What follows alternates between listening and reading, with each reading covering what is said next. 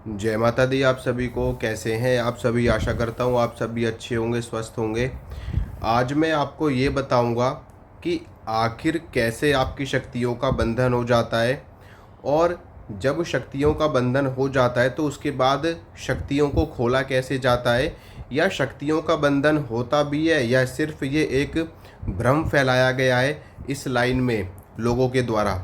तो मैं आपको सारी चीज़ें एक एक डिटेल में बताऊंगा, स्पष्ट रूप से बताऊंगा, ताकि आपको एक एक चीज़ अच्छी तरह से समझ में आ जाए। तो सबसे पहले बात करते हैं कि क्या वाकई में शक्तियों का बंधन होता है। तो ये बात 100% सत्य है, शक्तियों का बंधन होता है। अब कौन सी शक्तियों का बंधन होता है? बहुत सारे लोगों के मन में तो ये प्रश्न भी रहता है कि भाई, भला कोई माँ दुर्गा का बंधन कैसे कर सकता है, कोई माता काली का बंधन कैसे कर सकता है, कोई हनुमान जी का बंधन कैसे कर सकता है, कोई भगवान शिव का बंधन कैसे कर सकता है, वो तो इतने बड़े देवी देवता हैं, उनकी शक्तियों का बंधन कैसे हो जाता है। तो सबसे पहले आप इस चीज़ को समझिए कि किसका बंधन होता है और किसका बंधन नहीं होता। सबसे पहले मैं आपको ये बताता हूँ कि जब भी किसी व्यक्ति के ऊपर किसी शक्ति की सवारी आ रही होती है, या किसी के साथ में कोई देवता चल रहे होते हैं, तो वो स्वयं आदिदेव महादेव भगवान शंकर नहीं होते। मान लो कोई भगवान शिव का भक्त है, भगवान शिव की उपासना करता है, भगवान शिव का साधक है, और उसके ऊपर भगवान शिव की बड़ी कृपा है, शिव जी का आशीर्वाद है। तो शिव जी की सेना में या शिव जी की सेवा में रहने वाले जो भूत प्रेत गण होते हैं भगवान शंकर के, वो उस साधक के साथ में चलते हैं, और लोगों को लगता है कि भगवान शंकर इसके साथ में चल रहे हैं और भगवान शंकर का बंधन हो गया। इसी प्रकार से माँ दुर्गा की अनेकों शक्तियाँ होती हैं। माँ दुर्गा की 64 योगिनियाँ होती हैं मुख्य, और उन 64 योगिनियों के अलावा भी हजारों सैकड़ों छोटी छोटी योगिनियाँ भी होती हैं, छोटी छोटी मसानियाँ होती हैं, छोटी छोटी उनकी सेविकाएं होती हैं, जो माँ दुर्गा के जो साधक होते हैं, भगत होते हैं, उनको सिद्ध हो जाती हैं, उनको प्राप्त हो जाती हैं, और वो शरीर पर खेलना शुरू कर देती हैं। इसी प्रकार से हनुमान जी की सेवा करने वाले जो भगत होते हैं, जो हनुमान जी के भक्त होते हैं, उनकी साधना करते हैं और हनुमान जी की सिद्धि प्राप्त करते हैं, उनके साथ में भी हनुमान जी के जो दूत होते हैं, जो छोटे छोटे ब्रह्म होते हैं, छोटे छोटे प्रेत होते हैं, भूत होते हैं, या जैसे मान लो कोई साधक है हनुमान जी का, वो बाद में मृत्यु को प्राप्त हो गया और बाद में वो बालाजी की सेवा में चला गया, तो वो बालाजी का क्या बन गया? सेवक बन गया, बालाजी का दूत बन गया। अब कोई अन्य साधक जब बालाजी की साधना करेगा, तो वो सेवक, वो दूत उसके ऊपर सवारी लेगा बालाजी के नाम से, और बालाजी का जयकारा लगाएगा, बालाजी महाराज की जय, हनुमान जी की जय, राम जी की जय। वास्तव में वो बालाजी नहीं होंगे, ना ही वो हनुमान जी होंगे, ना ही वो राम जी होंगे। वो होगा कौन? वो वही दूत होगा जो उसके ऊपर खेल रहा है और अपने इष्ट के नाम का जयकारा लगा रहा है। तो ये जो भूत प्रेत जो गण होते हैं, इनका बंधन होता है वास्तव में।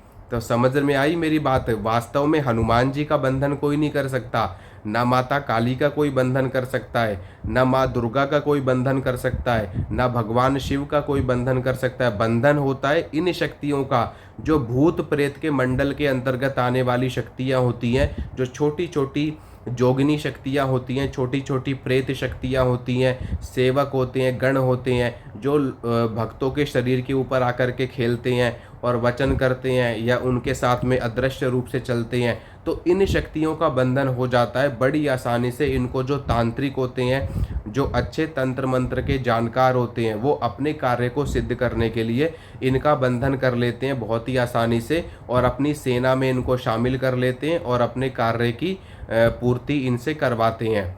तो अब ये बंधन होता कैसे है, प्रोसेस मैं आपको बताता हूँ। जैसे कि मान लो आपके साथ में कोई शक्ति चल रही है, आपके साथ में कोई सेवक चल रहा है किसी देवता का, कोई गण चल रहा है, कोई दूत चल रहा है।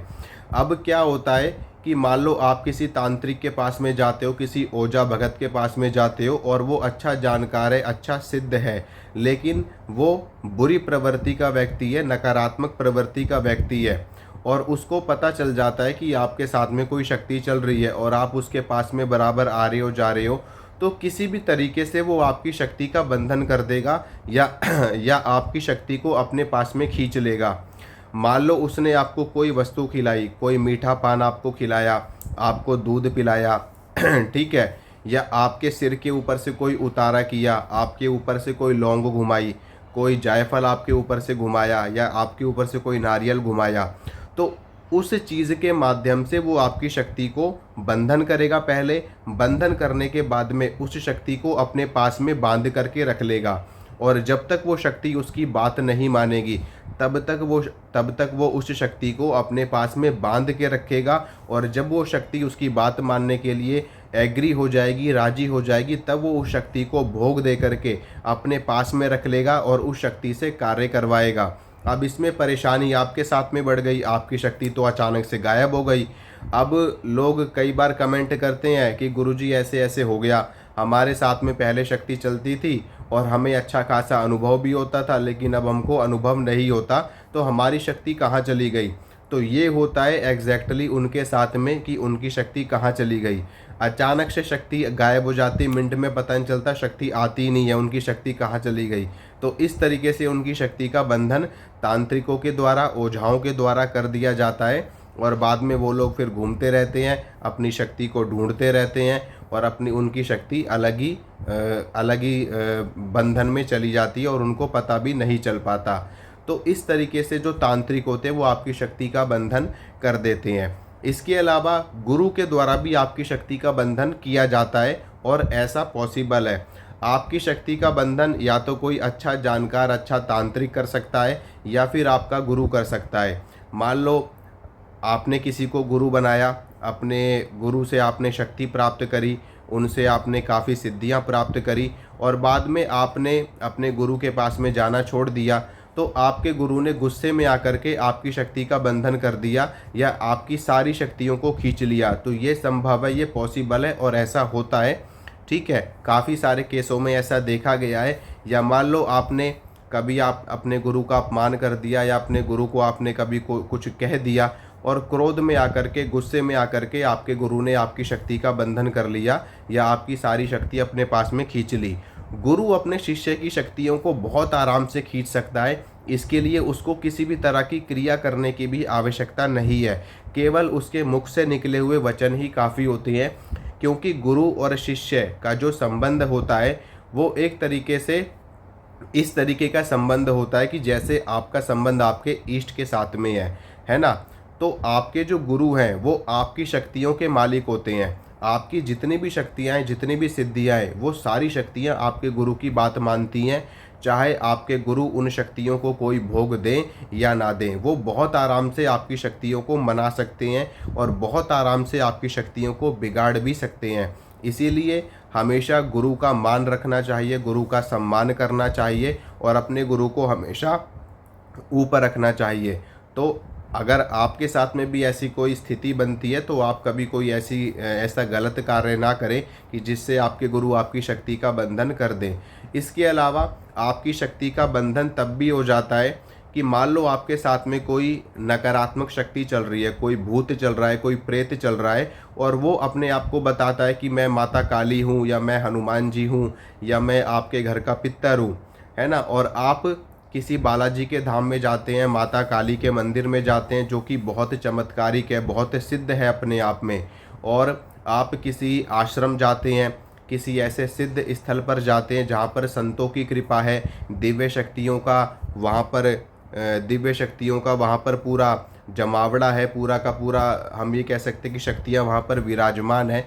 तो अगर आप ऐसे स्थान पर जाते हो, और ऐसे स्थान पर आपका आना जाना अक्सर होता है, बराबर आप आते जाते रहते हो, तो भी आपके साथ में जो नकारात्मक शक्ति चल रही है, जो नेगेटिव शक्ति चल रही है, जो अपने आप को काली बताती है, अपने आप को हनुमान जी बताती है, अपने आप को माता शीतला बताती है, तो उस शक्ति का बंधन वहाँ की दिव्य शक्तियों के द्वारा कर दिया जाता है। और इसके लिए आपकी आज्ञा की भी आवश्यकता नहीं पड़ती, क्योंकि जो दिव्य शक्तियाँ होती हैं, संतों की शक्तियाँ होती हैं, वो हमेशा अपने भक्त का या जो भी उनके धाम में आया है मत्था टेकने के लिए, जो भी संगत आई है, उनके ऊपर कृपा करने का स्वभाव होता है, उनके कष्ट दूर करने का स्वभाव होता है। और ऐसे में देवी देवताओं की शक्तियों के द्वारा, संतों के द्वारा आपकी जो नकारात्मक शक्तियाँ हैं उनका बंधन कर दिया जाता है। इस तरीके से भी आपकी शक्ति का बंधन हो जाता है। और आपको लगता है कि हमारे साथ तो माता काली चल रही थी, हमारे साथ तो बालाजी चल रहे थे, और अब हमें अनुभव ही नहीं होता, अब हमें कुछ पता ही नहीं लगता। तो वास्तव में वो बालाजी नहीं है, वास्तव में वो माता महाकाली नहीं है, वास्तव में वो माँ दुर्गा नहीं है, वास्तव में वो नकारात्मक शक्ति है। क्योंकि आप तो अनजान हो, आपको क्या पता, उस शक्ति ने जो आपको कह दिया आप तो उसी के ऊपर विश्वास करोगे। और जो भूत प्रेत होते हैं वो झूठ बहुत बोलते हैं, ठीक है, देवी देवता झूठ नहीं बोलते, लेकिन जो भूत प्रेत होते हैं, जो निकृष्ट आत्माएं होती हैं, वो बहुत झूठ बोलती है। उनको क्या हिसाब देना है, कौन सा उनके ऊपर प्रकृति ने कोई जिम्मेदारी दे रखी है या कोई उनको दायित्व दे रखा है। जिस प्रकार से मनुष्य झूठ बोलते हैं, इसी प्रकार से भूत प्रेत भी झूठ बोलते हैं, क्योंकि ये भी तो उसी मनुष्य में से निकले हैं ना। जब मृत्यु हो गई, शरीर त्याग दिया, तो बाद में आत्मा के रूप में बन गए, तो झूठ बोलेंगे ही बोलेंगे। तो इस तरीके से ये भी आपको भ्रमित करते हैं। तो इस प्रकार से भी आपकी शक्तियों का बंधन हो जाता है। तो शक्तियों को खुलवाया जाता है, उसके लिए क्या, उसके लिए भी एक पूरा प्रोसेस होता है, पूरी प्रक्रिया होती है। उसके बारे में मैं आपको और किसी वीडियो में बताऊंगा, नहीं तो फिर वीडियो बहुत बड़ा हो जाएगा। तो आज के लिए इतना ही। माता रानी आपका कल्याण करे, आपका मंगल करे। मिलूंगा आप सभी से अगली वीडियो में। जय माता रानी की।